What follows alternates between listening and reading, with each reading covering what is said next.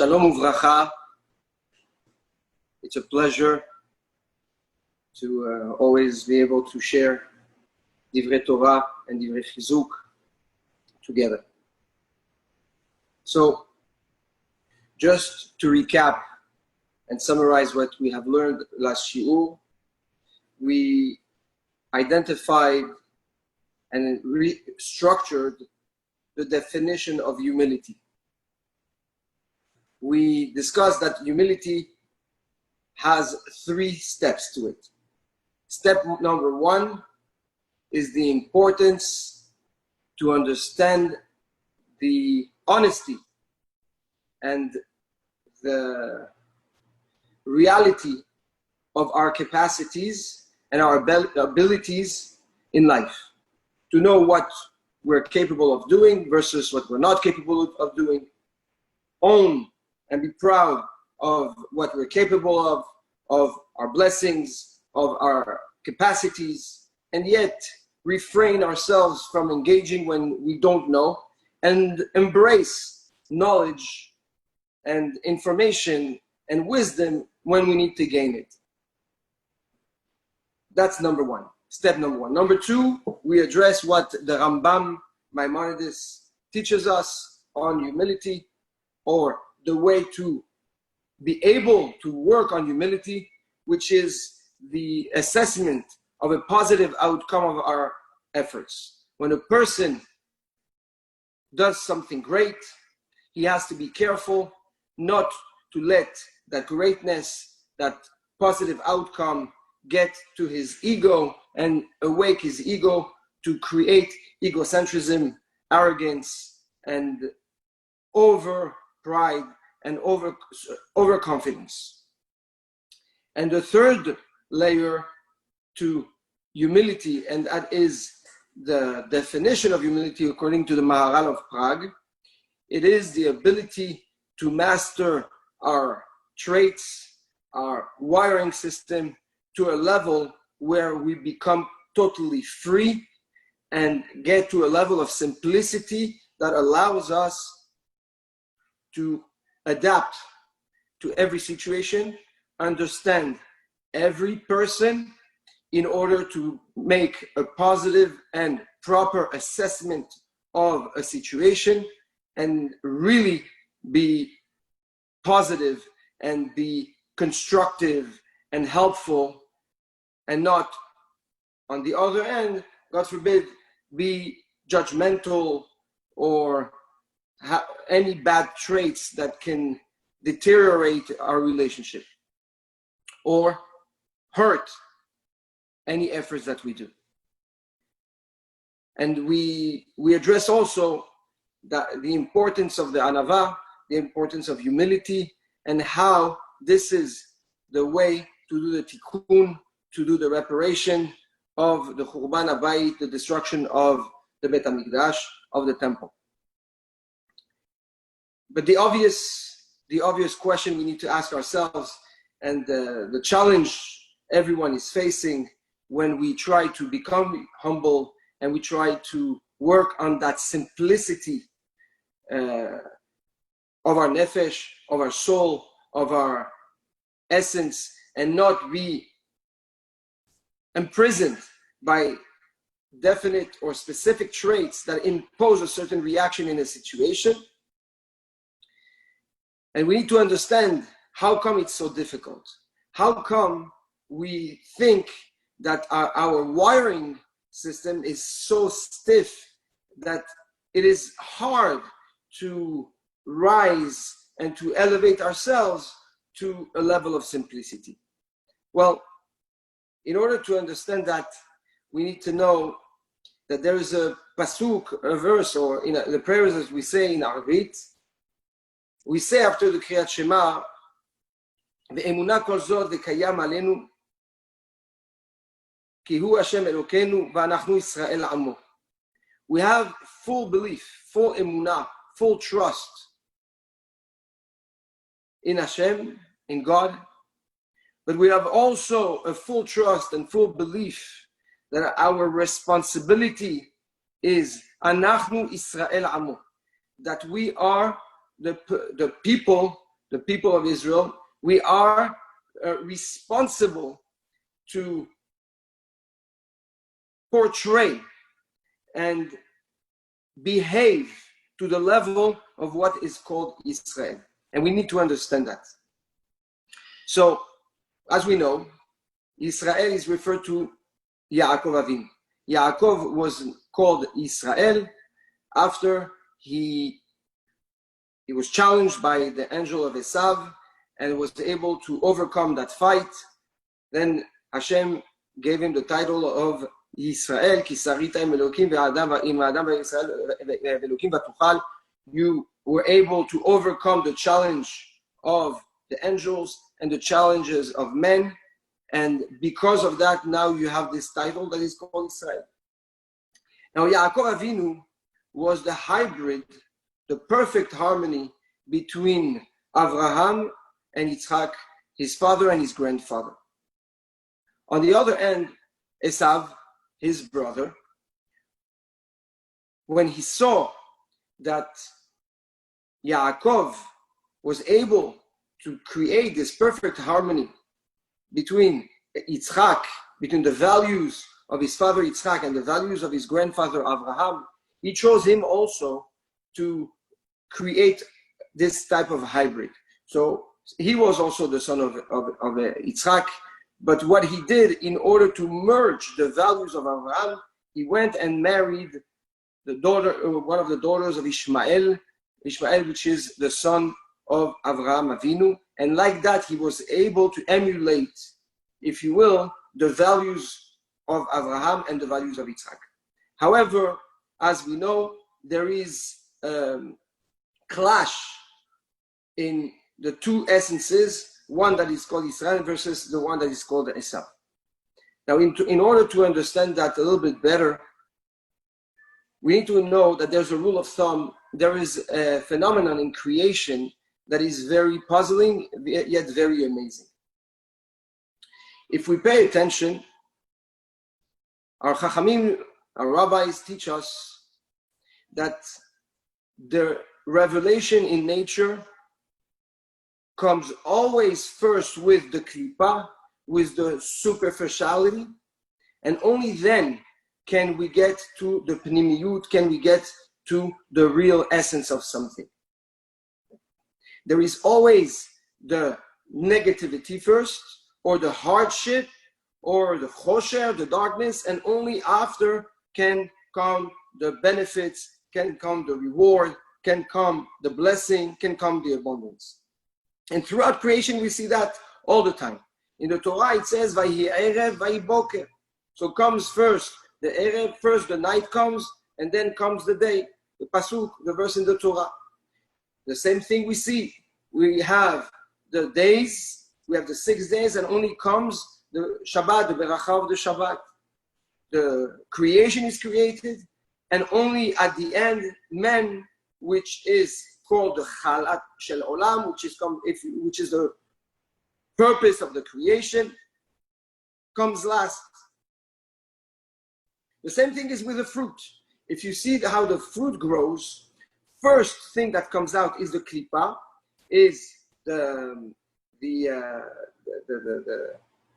peel, and within that peel grows the fruit, slowly. And if we see at the birth of Esav and Yaakov, Esav comes out first, and then comes Yaakov.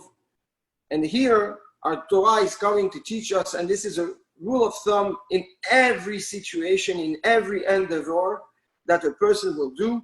There is always hardship, and then comes the blessing, and then comes the abundance and the reward to all the efforts that the person does. There is a Gemara, a very interesting Gemara, in Masechet Shabbat, in page Ayin Zayin Amud Bet, page 77b. Rabbi Zira met with Rabbi Yehuda, and he saw that Rabbi Yehuda was in a good mood. So he said, now is the time to be able to ask him any questions on creation. So he asked him a very interesting question. He told him, how come the goats, when you have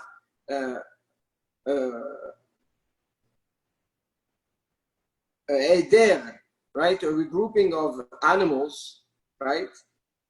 You always have, it says Rab Zira, the goats are always at the head of the group of animals, and only after comes the ewes. The ewes is the female of the sheep. So very, very interesting question that the rabbis asked. How come the goats come before the ewes? So Rav Yehuda told them, because it follows the rules of nature. There is always, like it is in the Maaseh Bereshit, in the creation, like it says, Vayhi Erev, Vayhi Boker. First came the night, and only after came the day. And what he implied, Rashi explains, is that the darkness comes always before clarity. And most of goats are usually dark, sheep are usually white, and that was his answer. But here, there is a much deeper understanding in that Gemara that we need to address, and that will guide us and give us some clarity as to the challenges that a person really faces when he's working on humility and on a personal growth. So the word, the name in Hebrew of a goat is ezim, ez.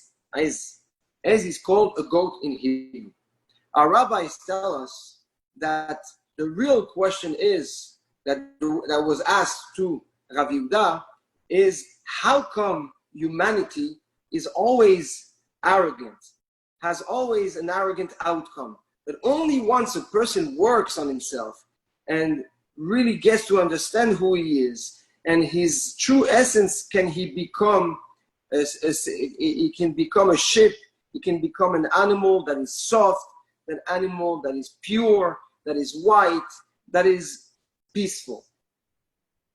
So here we see and we learn that a challenge a person faces in order to reveal the purity that's in him, to adapt allow his humility to grow, is called as the arrogance, azut panim, the arrogance. So we need to understand what arrogance really means and how it interferes or benefits in a person in his life. So in the Torah, we find two animals that are referred to arrogant. The first is a pasuk that we say, or a pasuk, or machazal that we say in the prayers in the morning. We say, Eve'az kanamer, you have to be arrogant like a leopard. And we're going to get to it in a minute.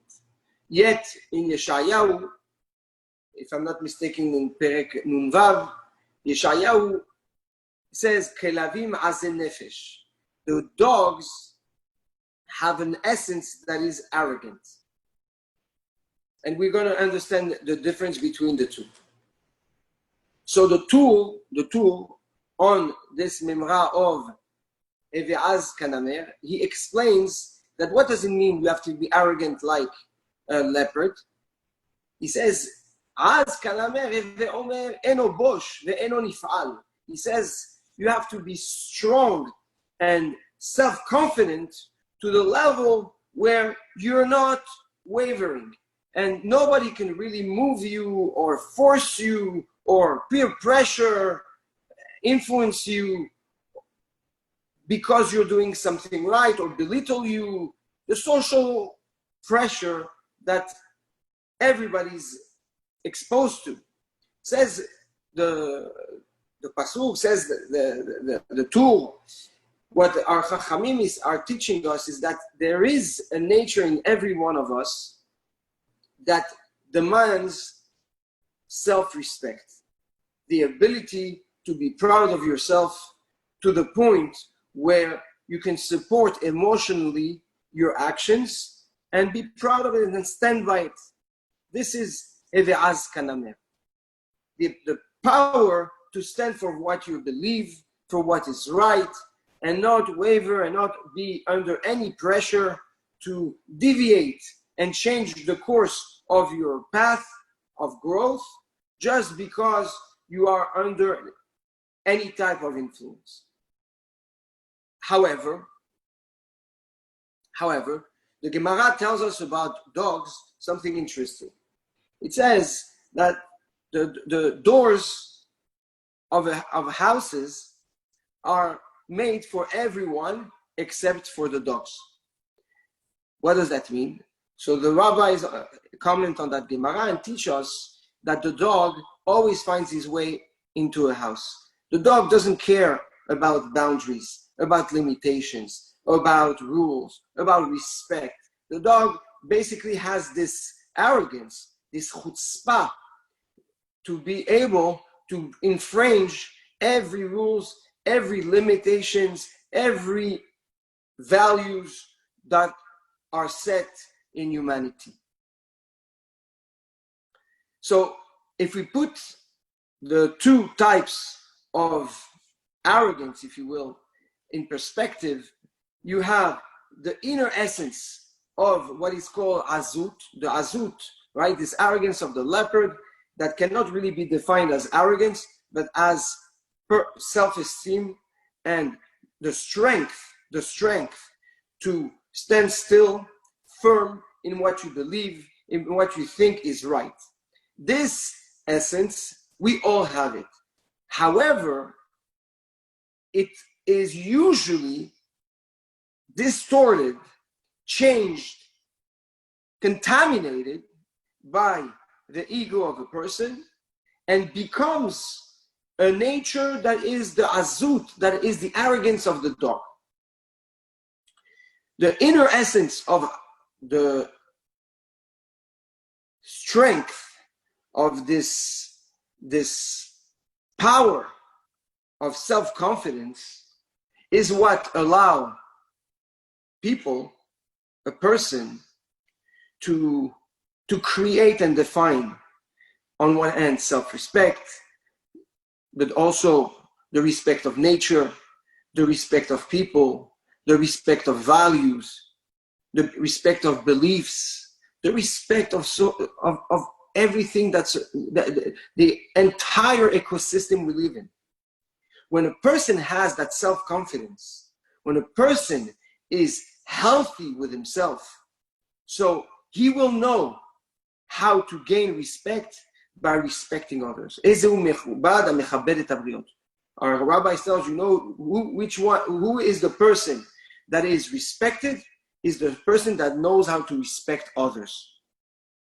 And that implies, as we said, not only people, but also nature, also rules and regulations, also values, what we live for.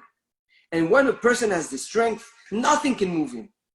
And that same azud, that same power is the attribute that is given to the Aron HaBerit. The Aron HaBerit, this Aron that Am Yisrael was carrying during the desert, where the Luchot HaBrit, where the tables of 10 Commandments were in, and that the Kohanim were protecting, the Levim were protecting, Am Yisrael was protecting, is defined as Aron und Zecha. The Aron, the tabernacle, the Aron of your strength, of your firm identity and your firm belief and your firm values, referring to what is how Hashem, how God interacts with the creation, and by default, what is expected from us as individuals to emulate in our lives. The strength and this strong belief and this pride of the direction we take in order to grow and to be genuine and to be loyal to our values. When a person loses track over that essence, an essence that, again, every one of us carries. When a person doesn't understand and does not master that strength, doesn't master that essence, that trait, that attribute in him, it translates into the arrogance of the dog. The ego, the lack of self-respect, or the lack of honesty with ourselves, the lack of humility or the work on humility pushes this nature, this essence, to become exactly the opposite of why it was injected and given to humanity. It suddenly becomes a lack of control of the basic respect, and that yields destruction, because once a person has no respect, so he has no sense of values, he has no sense of hierarchy, he has no sense of proper interaction with people. He doesn't know how to see people, how to look at people favorably. And then this negativity that is emanated by the person through this trait becomes a destructing force and energy around him. So when we put the two together, a person, and we understand the difference between that thin difference, or that originates from the root of that essence, a person through his behavior can identify clearly where he belongs. Is a person disrespectful, doesn't care about values, doesn't care about respect, doesn't care about hierarchy, about nature, then a person should know it's a perfect indication that the person is out of control internally. The person doesn't have the strength, doesn't have the proper inner work that it takes to be able to be on a journey of humility. It's a superficial person. It's a person that has no inner work and deep introspection of his essence. And by default, what it does is that it handicaps the person from being able to be humble, because all he's doing is breaking the rules that are set, which by default will hurt people around him, and do the opposite outcome of what humility should really be doing. And this is the Esav. This is the Esav in a person. This is the outcome, the superficial layer that comes first in a person. When a person grows and doesn't work on himself, instinctively the first reaction will be of a certain level of arrogance, of negativity, of bad energy, of darkness, like the Gemara tells us. That's what comes out. However, when a person works on himself, when a person tries to understand the root of his essence and understands the importance of being proud of the toiling, of the effort that a person does when he's trying to grow, no matter how ridiculous it looks in the eyes of the fools, that person stands strong, and after the hard work, after the sweating, after the investment, he is able to realize and bring to reality this beautiful inner strength that allows the person to then focus on what is called humility. Now, what's amazing is that the Israel, the title of Israel, like we said in the beginning of the Shiur, came to Yaakov after he overcame this challenge and this fight with Esau. for a specific reason. The Torah comes and to tell us that nobody is born Israel. Nobody is born with a perfect trait that he can just share. Nobody is born strong. Nobody is born with an ability to defy all the emotional challenges and fight all the negative traits and the flaws that lives within a person. Absolutely not. It's only after we fight, after we work on ourselves and we challenge ourselves and we break ourselves, the negative flaws that live within us, only then can we benefit from the light. It's only through tackling the choshech, through tackling the darkness, through tackling the negativity. Everybody carries on some level what people call in the streets the demons that are inside a person. Everybody has some vicious traits that take the best of that person. But we have a very strong guideline and direction from the Torah on what we need to do. The hard work on ourselves and the understanding of the importance to strengthen the pride and the self-confidence in doing the right things, in being good, in having the proper values, is what allows a person to rise and elevate himself above darkness and bring to reality his light, his true light. And only then can a person really start working on humility. This is the challenge that every one of us face when we work on humility and we try to become humble and try to become so simple.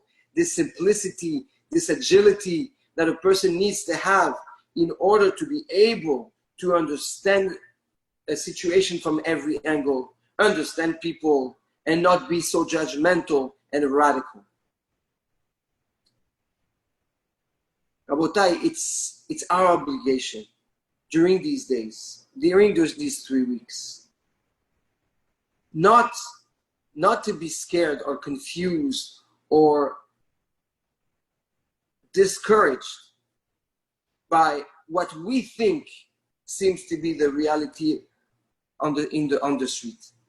A lot of people we all ask ourselves, how come, we see people doing bad things, and they have everything, they feel good, they live good, they look happy. So why should I suffer and force myself to grow and force myself to educate myself and break the bad qualities, the bad values that are in me?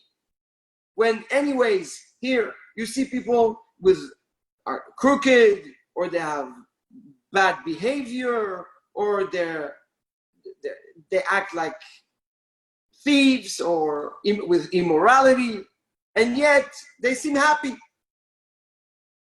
This is not the way to look at things. This is not the way the Torah tells us to behave. The Torah tells us, yes, it's true. You're going to see a lot of this. You're going to see a lot of unfairness. You're going to see a lot of wicked people that seem to be happy.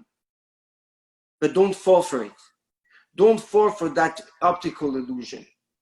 Believe in yourself. Be proud of yourself. Be proud of your growth.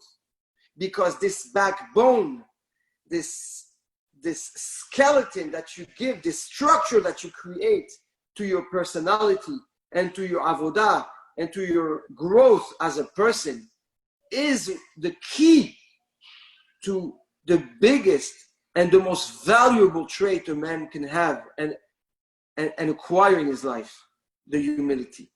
This specific trait that Akadosh Baruch Hu himself praised Moshe Rabbeinu with, Anav Mikol Adam, the most humble person. So Rabotai, it is important to be strong and to use this strength that has been given to us, not to turn it into a destructive tool, but instead a tool to elevate ourselves, to strengthen ourselves so that we can face any challenge, overcome it, and better ourselves to become this Moshe Rabbeinu that lives in each and every one of us. I love you all, and thank you very much that we are together sharing Divrei Torah, Divrei Chizuk, and Be'ezrat Hashem, I want to wish each and every one of you Shabbat Shalom U'Mevorach. May you have a beautiful Shabbat with a lot of peace and harmony and love with your family. And Yehi Ratzon, we continue to share moments of growth and clarity and Avodat Hashem Be'ahava U'Be'yirah. Shabbat Shalom U'Mevorach. I love you all.